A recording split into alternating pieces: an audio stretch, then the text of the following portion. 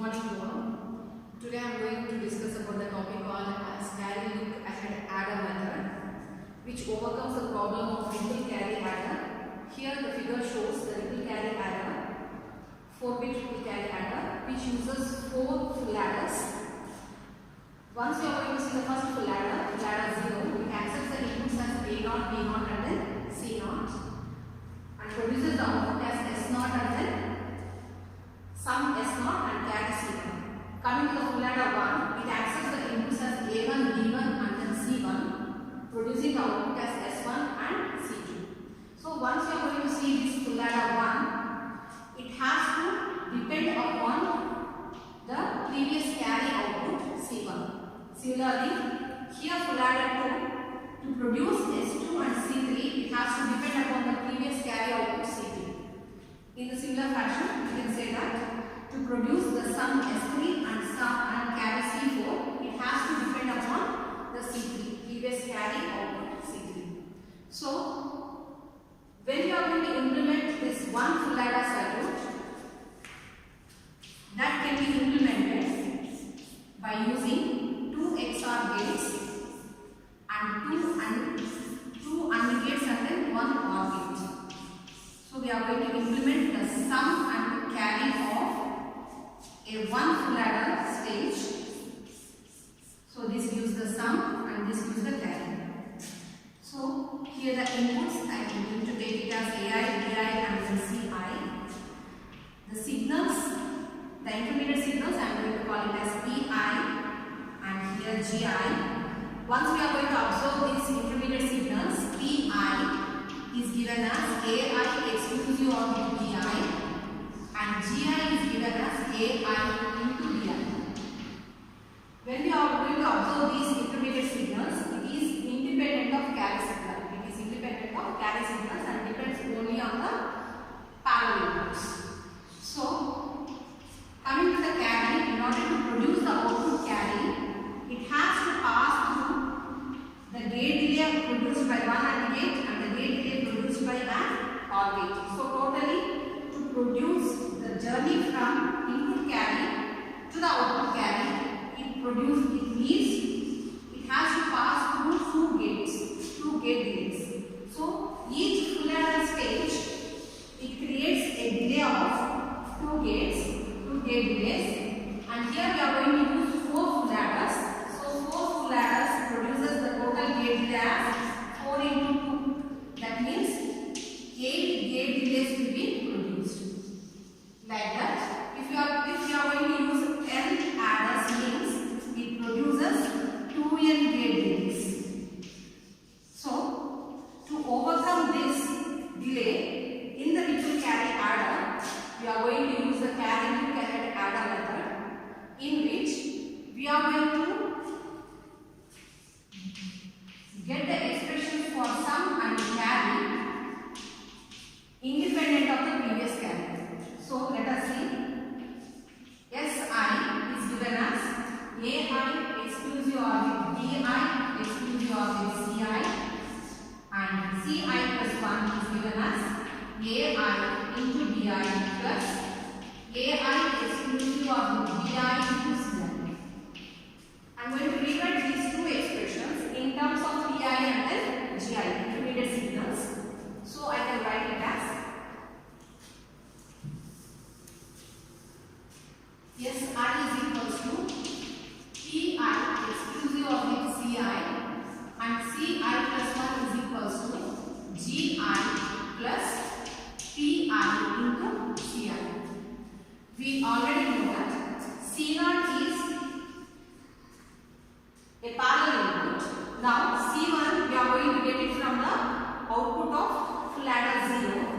So C1 output is given as G0 plus P0 C0. Similarly, we can obtain C2 as G1 plus P1 C1. Now substituting the value of C1 here, it becomes G1 plus P1 into, substituting the value of C1 here, so G0 plus P0 C0. So the expression becomes G1 plus P1 G0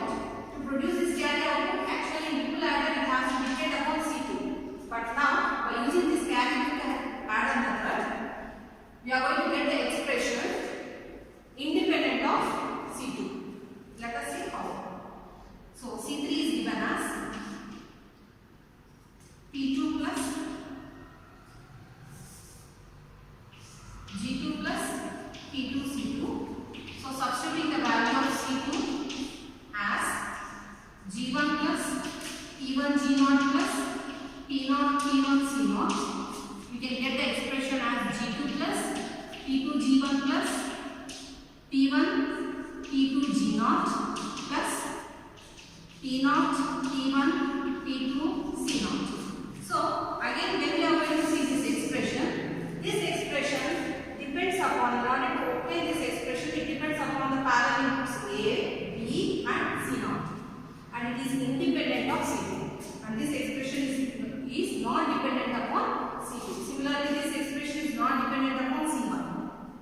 So all the inputs here A, B and then C naught are the parallel inputs. So at a time when we are going to implement this carry method adder method, we are going to draw the logic diagram. To produce all the carries, that is C1, C2, C3, it just requires only 2 gate delays.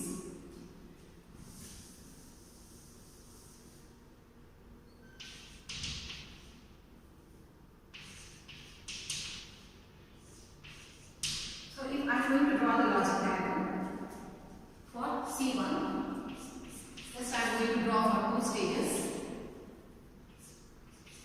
P naught, C naught and then G naught. Then this becomes a C1. Drawing for C2, it is G1,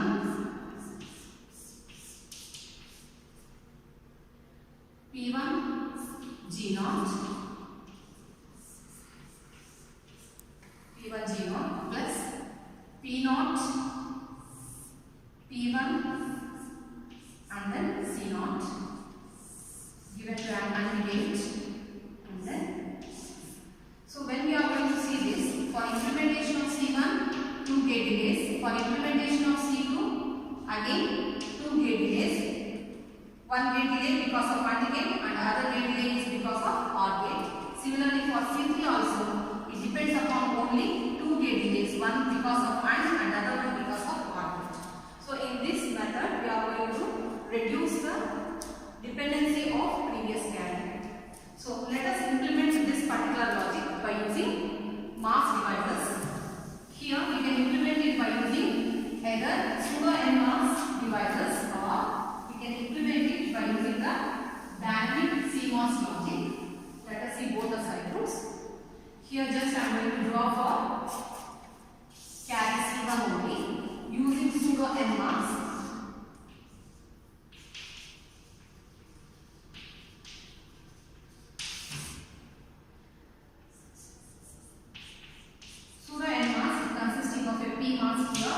And we are going to get the NMOS logic below. So here P naught and C naught are in series, which is in parallel with G naught.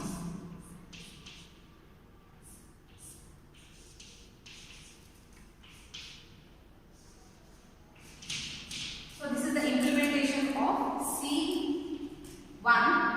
Here we are going to get the output, which is a complement of the logic worked out in the lower section.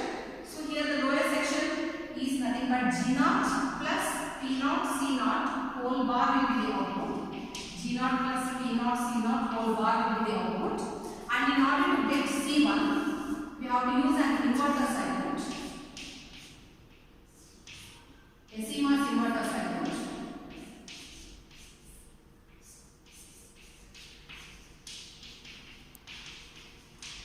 And this gives actual output C1. Similarly, we can draw for the carry C2, C3 using this logic. And using dynamic CMOS logic implementation,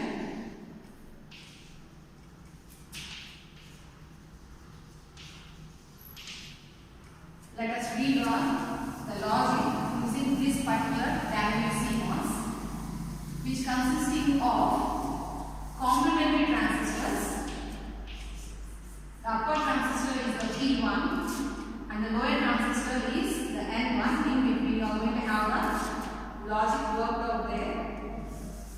So here the logic is G naught is in parallel with P naught C naught.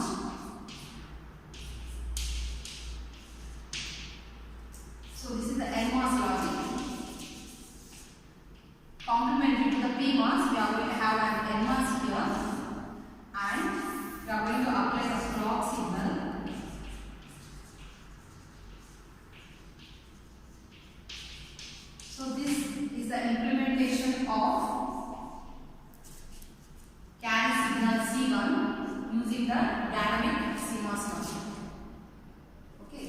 C1 bar. Again, we get C1, we have to use an inverter circuit.